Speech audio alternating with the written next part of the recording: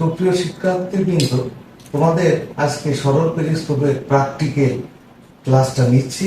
তো দেখো যে আমি একটা সরল পেরিস্কোপ এঁকেছি। তো এখানে পাইপের মতো এঁকেছি আমি।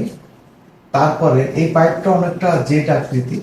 তো তোমার এইখানে 45 ডিগ্রি কোণ করে দুটি সমতল দর্পণ রাখা আছে।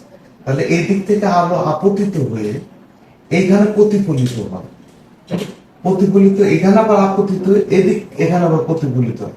ফলে কেউ যদি কোনো স্টেডিয়ামে খেলা দেখে তাহলে সে সুন্দরভাবে খেলা দেখতে পারবে। তারপর তোমাদের ওই সাবমেরিন অর্থাৎ ডুবো জাহাজে বাইরের শত্রু জাহাজ আছে কিনা তার অবস্থান নিশ্চিত করতে পারবে। তো পেরিস্কোপ দিয়ে তো দেখো যে আমার হাতে একটি পেরিস্কোপ আছে, এই যে এইটা। তো আর কি এটা একটা পেরিস্কোপ আছে। তো আর কি দেখো যে তোমরা যদি এইভাবে এইখানে যদি দৃষ্টি রাখো তাহলে দেখো যে দূর দূরান্তের খেলা তোমরা দেখতে পারবে। এই যে পেরিস্কোপ আছে। তো তো আর কি আমি তোমাদের একটু লেজার